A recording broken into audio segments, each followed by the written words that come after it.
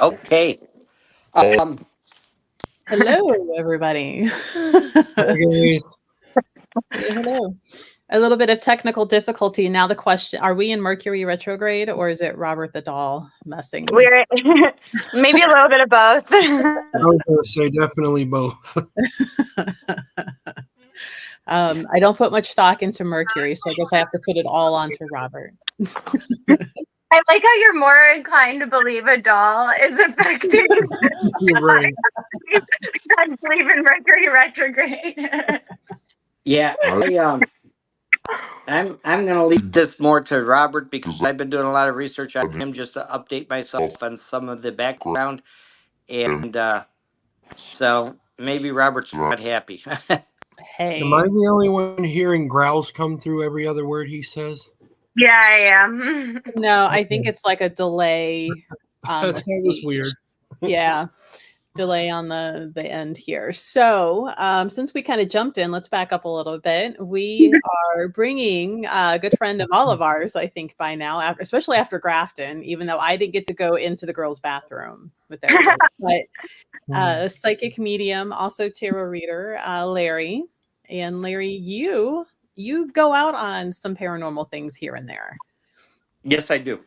So, and we asked you what your favorite well-known kind of famous case, and you're like Robert the Doll. And here we are talking about Robert, and we cannot get your sound squared away. Last minute, like, what the heck? It shouldn't be this hard. And we're like, so is it Mercury or is it Robert? Is it Mercury? I mean, you got to ask to take his picture, so why wouldn't we have to ask to talk about him online? Yeah. Now, Robert, why is this Larry? Why is this your favorite case? I've always been fascinated with Robert the Doll as well as other things that take on a personality or are haunted by spirits. And I I had an experience in my house of a few years back where my wife had bought a uh, a doll. It was a little Indian carving that she just had to have, and it's probably one of the ugliest things I've ever seen. But she had this connection with it for some reason, and she bought it. She brought it in the house, and almost instantaneously things started going berserk, and things started moving in the house. The dogs started reacting. The cats went crazy, and when I asked her what she brought into the house, she showed me the doll, and I immediately went outside with the doll and smudged it and blessed it. And as soon as I did that, all the activity ended. Hmm.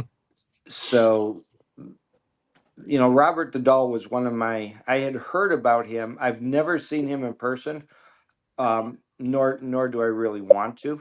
I Uh, was about I to say. I just think the story is absolutely fascinating, and I've dealt with a lot of people that had different dolls and different possessions that were possessed in some way. Mm-hmm. So when we were talking, I earlier you were talking about Robert and the name. Okay, the the boy's name was Eugene Robert Otto, but they everybody called him Robert. As they started off by using his name Robert, and when he got the doll, he wanted to name the doll after himself, so he gave the doll the name Robert, and he reverted back to his first name, which is Eugene or Gene. So whenever they talk about Gene, they're talking about the boy. So if anybody wants to watch documentaries, they're on YouTube, and you're going to hear a lot of references between Robert and Gene. Gene is the living person. Robert is the doll. Does that make sense? Mm-hmm. Okay, yeah, because the one documentary that I was watching, just to refresh, because it's been years since I've really looked into the doll. Like, it was made or mentioned in the beginning where it's like, oh, you gave the doll your name, but you're Robert. And he goes, no. And the boy's like, that's Robert. And then for the rest of the time, they're referring to the living boy as Eugene, and then talking about his art career, and it's Gene Otto. And Mhm. and they never go back. And I'm like, which is it? And so even trying to Google online, like the many different adaptations of his name, I'm like, which is it? So it was interesting. Yes, and the doll actually was created in the late 1800s. It was created as a teddy bear, and it was a store prop. His grandfather actually saw the doll when he was in Europe and wanted to bring the grandson home a present, and he instantly gained a connection with this doll, brought the doll home, and gave it to his grandson. That's how Eugene or Gene got the doll. It was gifted to him from his grandfather. Mhm. It was it was basically a clown uh, doll, but Eugene didn't like the clown outfit, and so he took the clown outfit off, and his mother wanted to put clothes on the doll and gave the doll the sailor's outfit that used to belong to Eugene and he had outgrown. So Mhm. the sailor's outfit was sitting, in a drawer somewhere, and they put this Eugene's clothes on the doll. And at that point, that's when the doll started taking on the persona of the child. That's so interesting. There's something to be said too. Like, I'm sure, Melissa, you understand the weight of a name when it comes to anything like occult or metaphysical. Hi, Karen. um, like, especially like with Fae and stuff like that, you are not supposed to ever tell them your name because you're giving your name away, and then they like have power Mhm. over you. So I wonder, with the doll, that's just like interesting that not only did he name him after himself, but he actually stopped going by what he initially went by, to give the doll the actual name. And we were saying too, because you're like, it's kind of funny he named it after himself. I'm like, my son did name his Build-A-Bear Henry Jr., so it's not super. It's like kids do that, but I wonder how much power he really did give away by giving the doll his name and then also giving him his clothes and stuff. Like, Mhm. it's a lot. So Yes, and there's a lot of speculation. I mean, the stories go in many different ways, and nobody really knows the truth of how the doll became Right. possessed. The most the most thought story was that Eugene's father was having an affair with one of the hired staff, and they had a child together, and the child ended up dying. And when Eugene ended the affair and fired the staff member, this was after the child died, the staff member, who was very heavy into the voodoo rituals, put a curse on the doll and instilled um, the child that passed into the doll, because they said that there was a lot of times where there was a young girl 5 years old that was always present in the room when the doll was interacting, and they would hear two sets of footprints when they banished the doll to the attic years later, and kind of kept it away from everybody else. And they would hear two sets of footprints walking around the attic, and it was believed that it was the doll and this girl. Hmm. Yeah. that would make sense too why Robert probably wasn't super thrilled with the Otto family. That would make sense why the spirit might have been a little vengeful. Yeah, and Robert, Eugene had a connection with the doll, but the doll very quickly turned on him as well. Mm-hmm. Because Yeah. once it gained the full power, it started taking over Eugene, and that's when it started destroying his room, and all this strange things started happening in the house. And after the doll completely destroyed the bedroom, the parents heard the crashing and all the commotion. They went into the room and saw Eugene in his bed in the corner with covers over his head, and the room was completely trashed. Mm-hmm. And they said there was no way that he could have been doing all that damage, because they heard the crashing and the glass breaking and everything as they opened the door, and there was no way that Eugene could have gone from breaking things to being in the corner underneath the covers that quickly. And that's when the mother took the doll and took it upstairs and put it in a box in the attic, and locked the door to the attic and forbid Eugene from going up to the attic and playing with the doll. Yeah. It's the documentary that Melissa was talking about is my knowledge of the case too. And from what I understand, it seems like every family who had Robert at some point, he made nice with the kid, then turned on the kid, and then mom or dad one ended up locking him up in the attic. And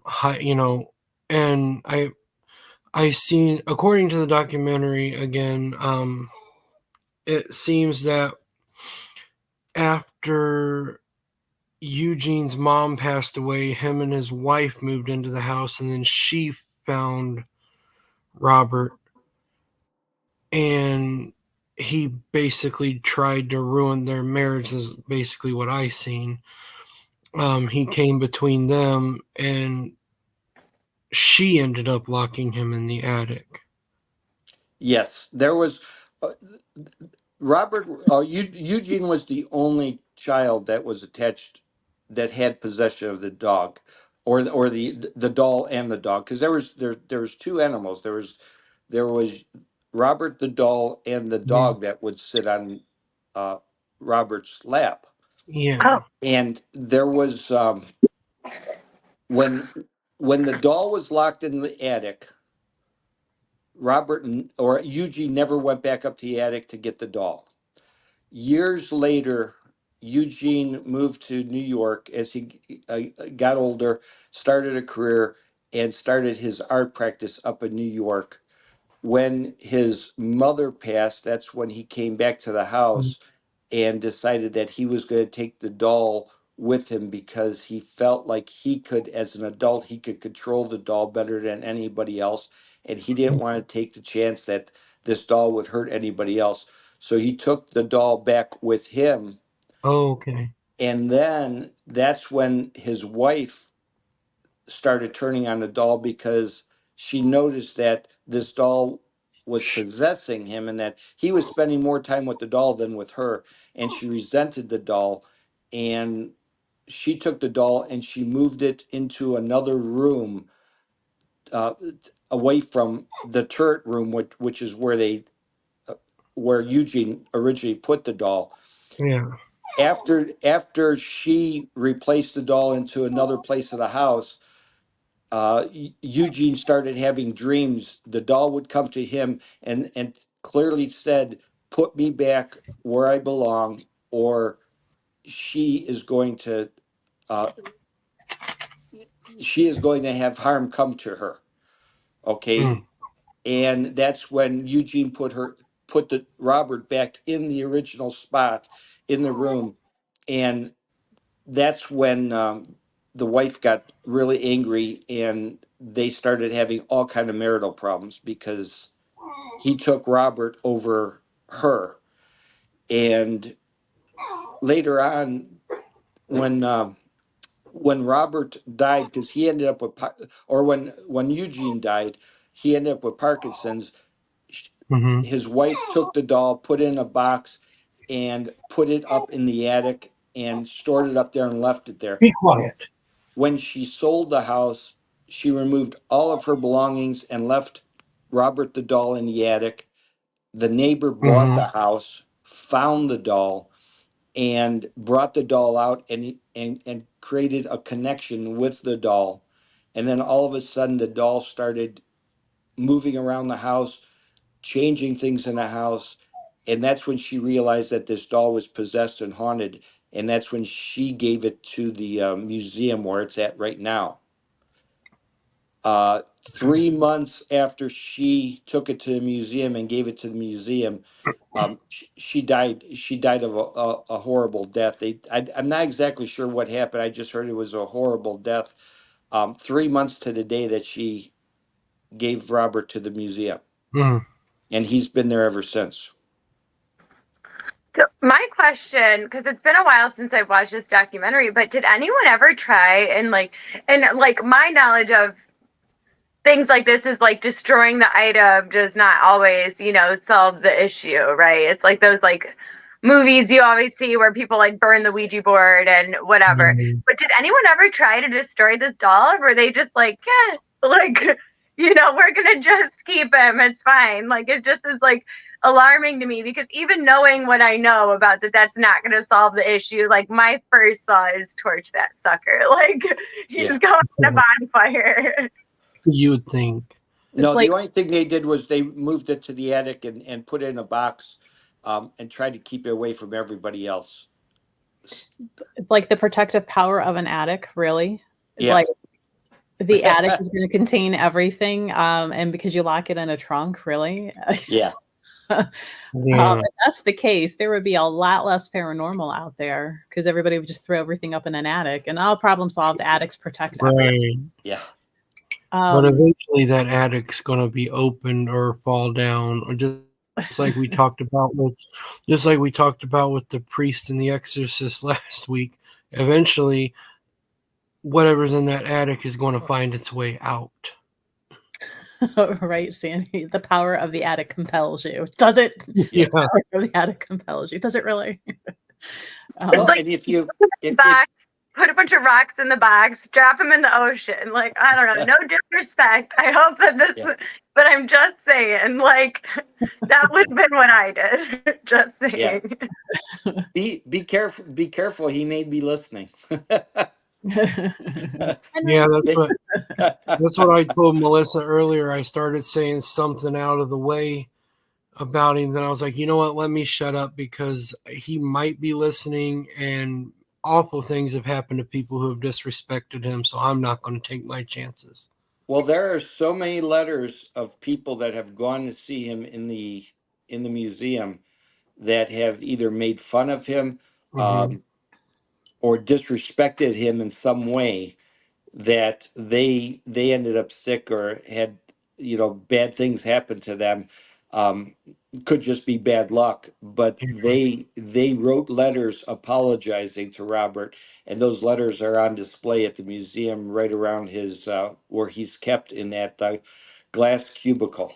Yeah. One guy said that he was they interviewed him. He's like, I didn't believe it. He basically said that he is a natural born smartass. Like Melissa, you would be in big trouble. But Probably. so he said that they told him all the rules, don't do this, don't do that. Well, he's like, I did that, and then I wanted to up the game a little bit, and so I just got basically plainly disrespectful. He said almost as soon as we left, things started happening. There was car trouble. His dog died shortly after. His mom got sick and died. He got so sick that he almost died. And then he was like, I wasn't a believer in curses before, but I am now. And to be honest, when I first started the documentary, I'm like, you hear about cursed items and possessed items all the time. And I personally don't put too much stock into it. And I'm like, this is all just, you're told that if you're disrespectful or do something out of the way, or you don't say goodbye to the doll, something's going to happen to you. Well, you forget to say goodbye, something happens, boom, Robert did it. Yeah. You automatically assume it's Robert because you didn't say goodbye or whatever. But the Right, it's like more I listen, bias. Oops, sorry, the I didn't more, mean to. more I listen, like not even to like, the historical part where they're talking about the legends, like people's actual like things that the interviews of people who have actually been through stuff because of this doll. The more I listen to it, I'm like, well, maybe there's more to this that maybe I should shut up and listen for a second because even I can be wrong sometimes. Yeah, And I don't like take I don't like to take the chances. It could be superstition, yeah, and could be. but Why take that chance? I'm not going to take that chance. I've never come across anything that evil Mhm. as far as a doll. I mean, I did have an entity attack me once, but it wasn't a doll. So Right. I just don't like dolls anyway. But No, not at um, I've only been to Florida once and never thought to go look for the doll to go visit it in the museum, honestly. Might have to take a trip at some point, but it's not like high on my list of things to go all. see. I will say, when it comes to dolls anyway, he is a very creepy looking, even Yeah. before he was 100 years old, just a weird looking made doll. Now, I know the company created the teddy bear, but Larry, you said it was originally a teddy bear. Did they it like was manipulate to make it look more human then, or? well, it was set to become a teddy bear, but they never finished it, and it took its they were starting to transition from teddy bears into elephants. And this doll never really evolved into anything, so they ended up dressing it in a clown outfit and it became a clown. Yeah, I And agree, Emily. the holes, if you look at the face, the holes on the face, that is actually termite damage because the doll, when the doll was infested with termites, because it was there was wood shavings inside the doll that it was stuffed Mm. with, and the termites ate their way out, and that's where all the blemishes and the holes on the doll came from. And that part of it's documented. They know that that was actual fact, but they could never. Uh-oh.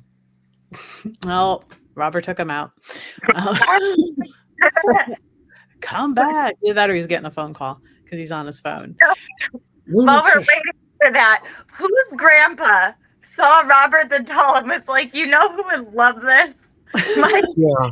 Because I mean, the weirdest thing is like how it's got like this round, like sewn in stitch, misshapen Yeah. part of the, and I'm like, but you know what? Now that Larry told us what he told us, the mouth makes sense to me now. It does, but it's just like the creepiest. Like, honestly, if my grandpa brought that back, like, I'm sorry, you went to another country. And this is and this is the best you could find. Yeah, Did you like even try, Grandpa? The gift sucked. You just give me a crisp $50 bill or something. Like, Are you able to hear me again? Yeah, you're back. Yeah. A phone call came in. I muted it real quick.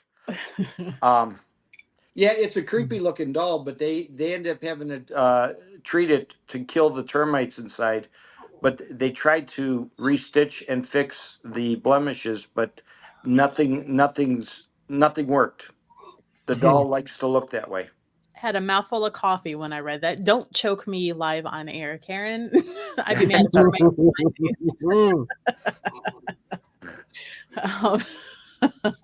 and I mean, it's kind of a larger doll too, right? So not only is it creepy, but it's creepy larger than a normal doll would be.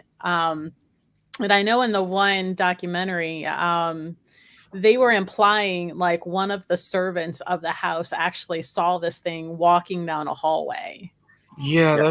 that's what they said, that he, like, I'm like, I when I saw that, I'm like, listen, the second I turn around and I see a damn doll walking, I am leaving the house. I'm not going to scream, I'm not going to shout, I'm just leaving, because I'm probably in too much shock to say anything.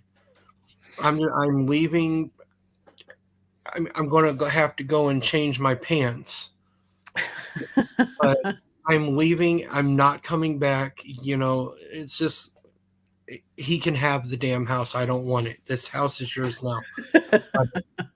Well, I go somewhere else. you know, the museum where he's at, he's now in a sealed glass container, because Mhm. when he was on display, they would find him in the morning in different poses, different positions, Mhm. things moved around, and they had a video of him actually walking through the museum at one point, and it was a shadow, but they concluded that it was him.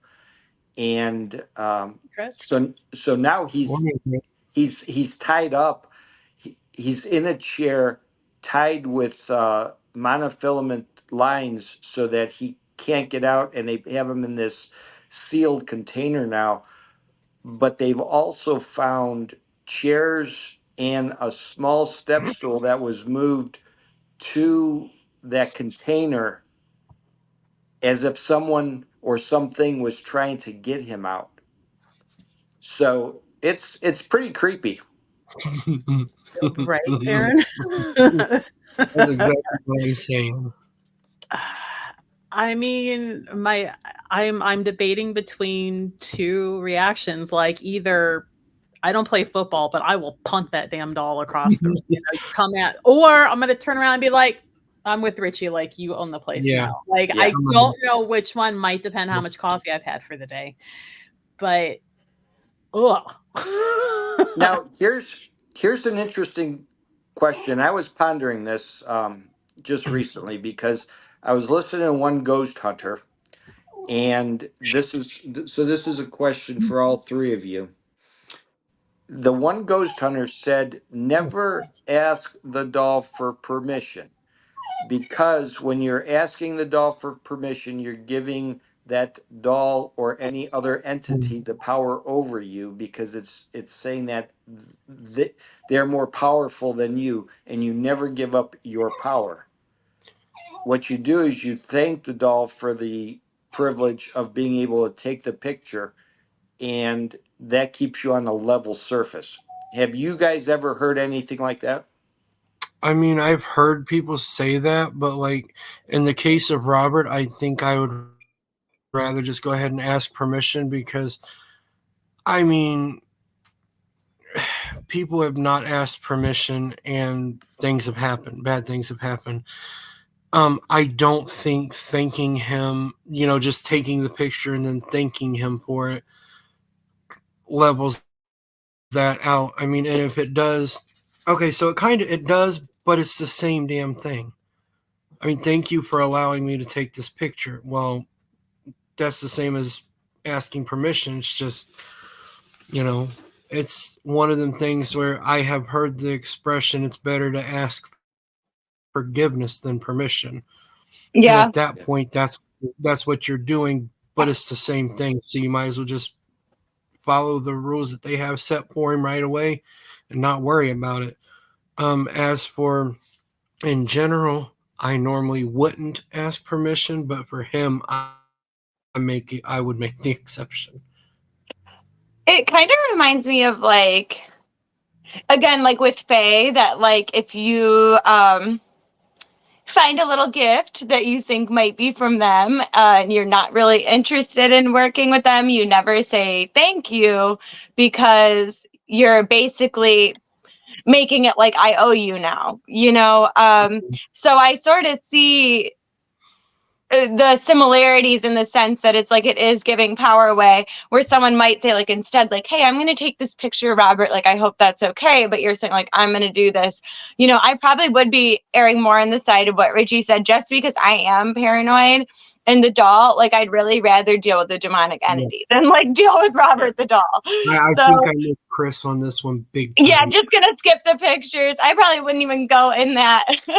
That's what I was gonna say. Melissa said earlier that she might have to make a trip, and I'm like, yeah, no. I decided short way into the shock doc, Chris. That's how I got my information. Yeah. But And it's funny too, because about Brandon 10 was minutes watching in- that.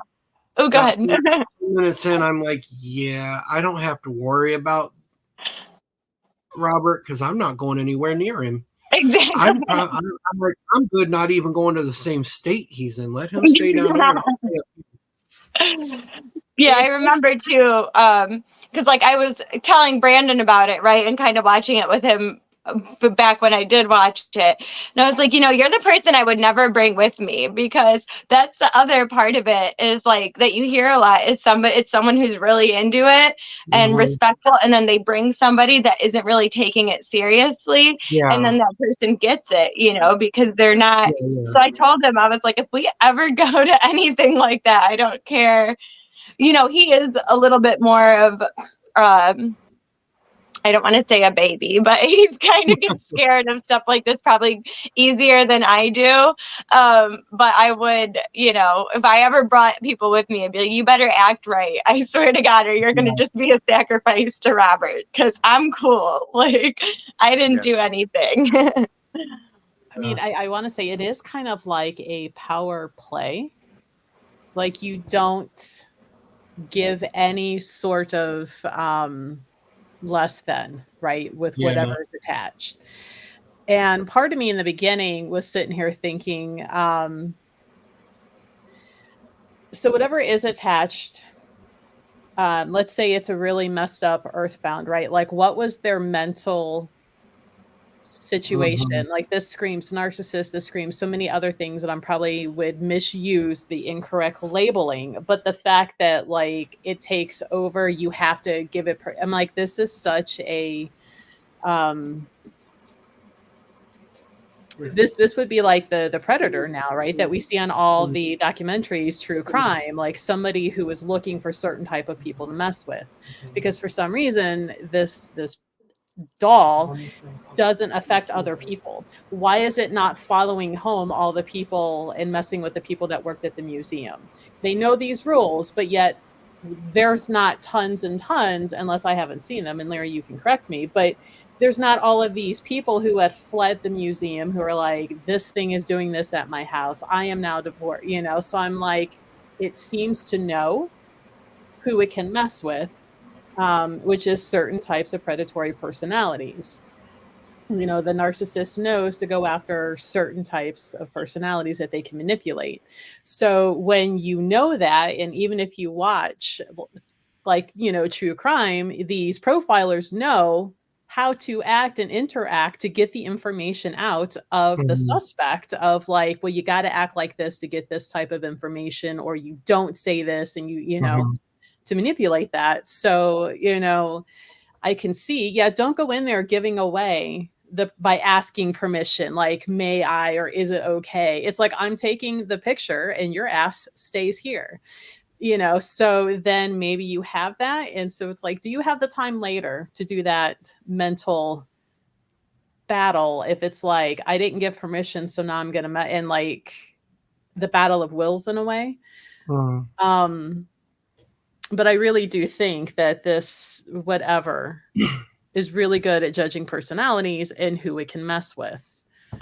Well, there's one of the documentaries I was watching was about all the people that worked there, that anybody that showed any disrespect didn't stay there very long.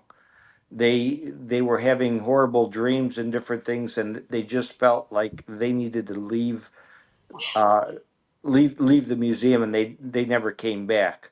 Now, and in that same documentary, the ghost hunter that was there, he clearly said that he spent 1 hour with Robert alone and videotaped a conversation he had with Robert.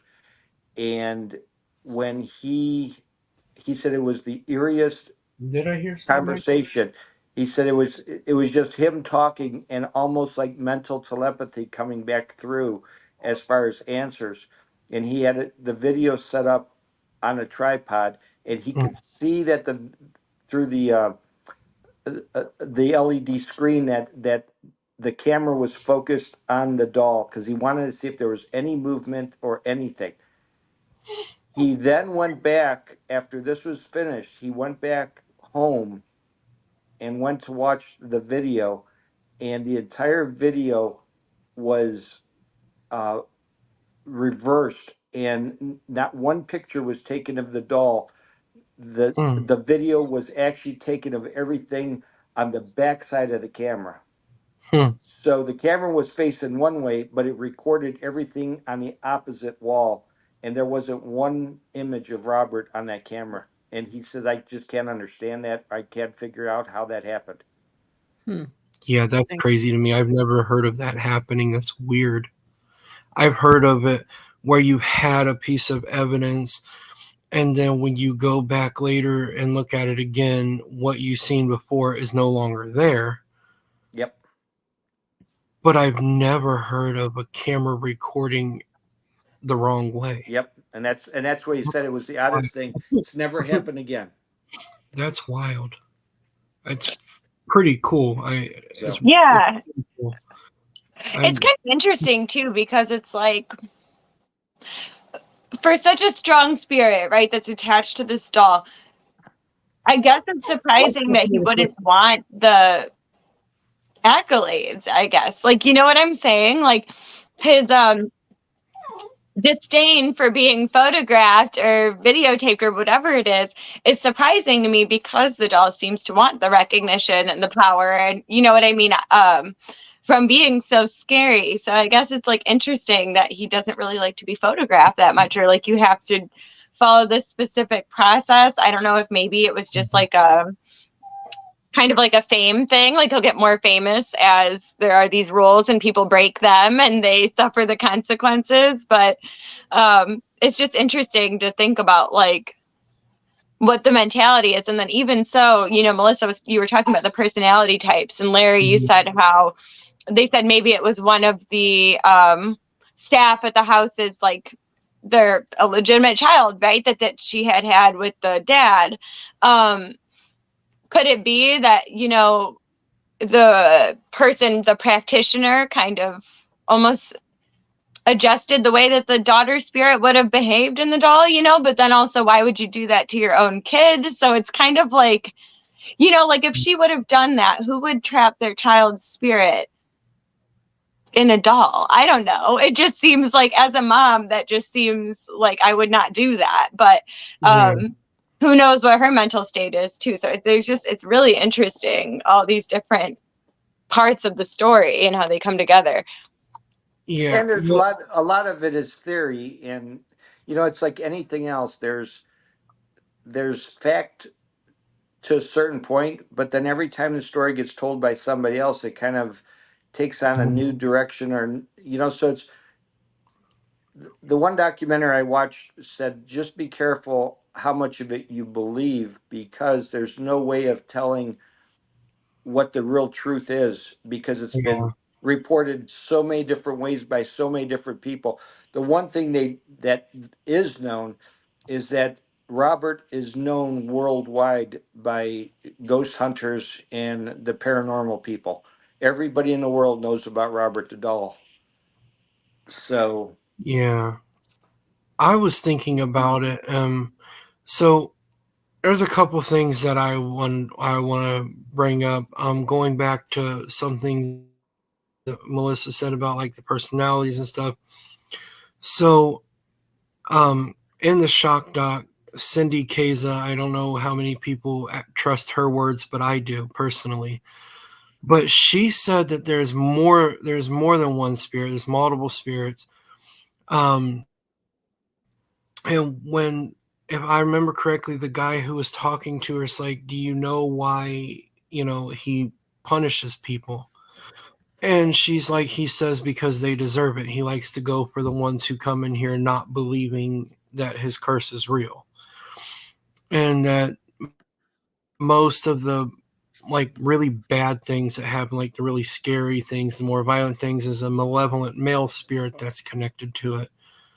As for the person in the house, the way I understand is she did the voodoo, like you said, and the way that Cindy describes it, she kind of sort of like opened a portal, like the doll's a portal, Yep.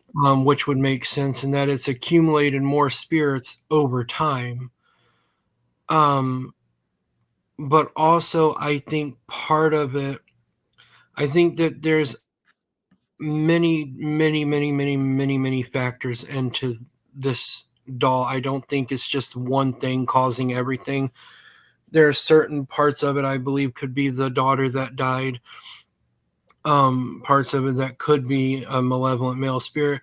But I think that there's also elements of a tulpa with it, because you're told this, you believe it, you manifest it.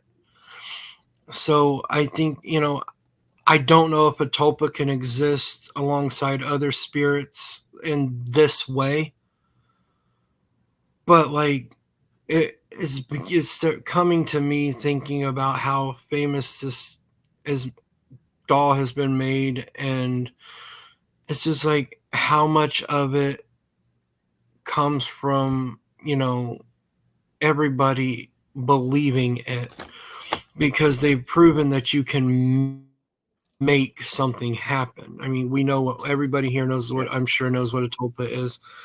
So how much of that is that, and how much of it is actually other spirits that have possessed the doll? I mean, or spirits that maybe got trapped in the doll because of the woman's voodoo. Maybe somehow she trapped all these, she trapped everybody here. How much, like you said, Larry, there's no way of knowing. I mean, I don't know. It's the whole thing is insane to me. I know I'm never going to find out, because I'm not going anywhere near it to find out how real the curse is. I don't want to know. I'm going to stay, I'm going to social distance from that little thing, because I don't want to know. But I mean, it would be interesting to be like, okay, so I could go to the museum. I just would like, I know that there's like a room, like a hallway going toward it, like you can see it from a distance. Like I'll look at him from a distance, but that's all I'm going to do. I'll just sneak a peek and I'm going to leave. I'm good. Well, Right, and there is something to be said about the power of belief, though. Just like with any spirit, especially malevolent ones, the more you're afraid, the more people are fighting in the home, the more kind of negativity is being cultivated, the more powerful that spirit is. So when it's on a worldwide scale, it could see that he would be much more powerful in that sense. I'm actually surprised there hasn't been an investigator that was like, I'm just going to take a picture of him without asking, or kind of antagonize. We all know who I'm thinking in my head, just to see what happens, right? I'm surprised that hasn't happened yet. I wish him well, there's still time. Me too. I really wish that said person would do that, because that would be an amazing story. It's funny, because after I got done with that Shock Jock, Discovery like auto-played one of that person's thing, and I was like, this, and my son came out and he's like, what's wrong with this guy? And I paused and I'm like, let me tell you. What isn't wrong? People have learned not to, like, don't ask me my opinion on that person, because I will hurt your feelings on his behalf. Like, your feelings will be hurt for him. Right, my buddy. Yeah. So now, Larry, we all go down to the museum. Are you going in the room with me? Are you going to go talk to the doll? I would go. I mean, I would go with respect, and you know, those types of things don't really scare me, but I won't give my power away to anything, but I will always respect the energy. Right. And I think that's the lesson to be learned is you don't have to give your power away, but you have to respect it. And Right. it's whether it's somebody's beliefs, somebody's ideals, their lifestyle. You don't have to agree with anything, but you got to respect them. Spirits are just the same way. You know, don't give up your power. Just give them the respect that's due, but keep your power to yourself because that's when bad things can happen to you is when you give your power away. True enough. Right.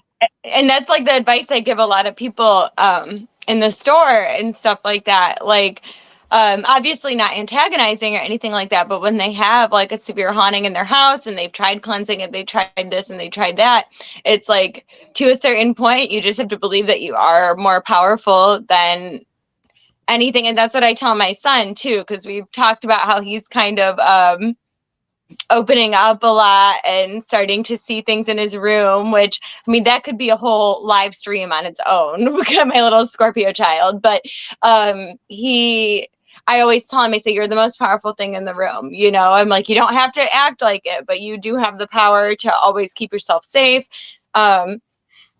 You know, would I take him to go see the rubber doll? No, but I think it's important to like maintain that sense of control and power and just confidence in your own, you know, ability to keep yourself safe, right? Yeah. Yeah. And I think that's what Larry and Greg have really been trying to beat into my head about, you know, protecting myself and controlling myself, because they tell me every time they see me, you're not protecting yourself. We can see that you're not protecting yourself. You know. I get it too, don't worry. So yeah, I see what you're saying. Yeah, protection is so important. Mm. I mean, if your energy's down and you're not protected, you're a vessel, and anything or anyone could come in and take harbor some space within you, and Yeah. that's never a good thing. Right. Mm. And this is living or dead too. Because I remember when I first met you, you're like, you've got all these cords. You're like, what are you doing? Like, take care of this. I'm like, okay, it's been a minute. Yeah, since I did some spiritual hygiene, right? And like cut all those cords. One of my favorite things that Greg had told me is he said, create in your mind a suit of armor that is specific to you, right? Your suit of armor, your colors, your patterns, whatever feels right to you. And before you even get out of bed in the morning, you armor up and picture yourself covered head to toe in like impenetrable armor. Nothing living, dead, nothing can get in unless you give it permission to.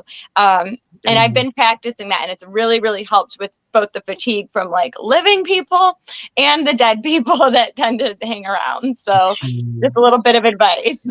I need to work on that.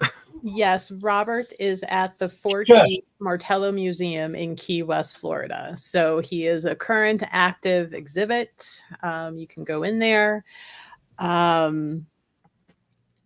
You know, maybe if I go down to that gem warehouse again, you know, I don't know how far away they are. Oops, accidentally drove the wrong way. Darn. Yeah. And if Here we I are. accidentally end up in your trunk, then So maybe. We are at 11. So now Robert and Emily are both readers with the store. Robert, you mean Larry? I mean, Larry, why do I keep, because you're the one who picked Wait this a case, second. Larry. Emily is reading today in the store. So if you're local and you want to come in and get a reading with Emily, she can also do Zoom if needed, but there is the link if you want to book with Emily. And with Larry, there's two options with Larry. So Larry, you can see him in person on most Sundays. You can come in and see him. That one is for the in-person. But Larry offers specified Zoom readings on certain evenings. So that is the link to see Larry in the evening via Zoom. Larry, Psychic Medium Tarot. We've got Emily, who's Tarot Oracle, some Psychic Mediumship going on there. So they're almost reverse of like which one their strongest suit is right now. Yep. Yeah. Yeah, neither one's better than the others. Who are you drawn to if you ever want a reading with either one of them? This was fun. I think we might have to con Larry into joining us again at some point, maybe. And we keep referencing Greg. We might have to drag him on maybe at some point. But it'll be hard to like set him down long enough for an hour. Right, To yeah. conversation. So, Larry, when you see him next, give him fair warning. I was gonna say we Yeah. might for about Yeah, five I'm minutes. gonna see him on New Year's Eve, so Okay, give him a warning. I'll let him know. I'd love to do this again with you. This was fun. Yeah, it's Yeah, good. absolutely. It's fun. Well, thank you guys for joining, and we'll see you guys next Wednesday at 10 a.m. We'll pick our topic between now and then and let you know what we're going to talk about. Yeah. See you then. Nice Sounds talking good. to all of you. Bye guys, have a good week. Bye-bye. Bye.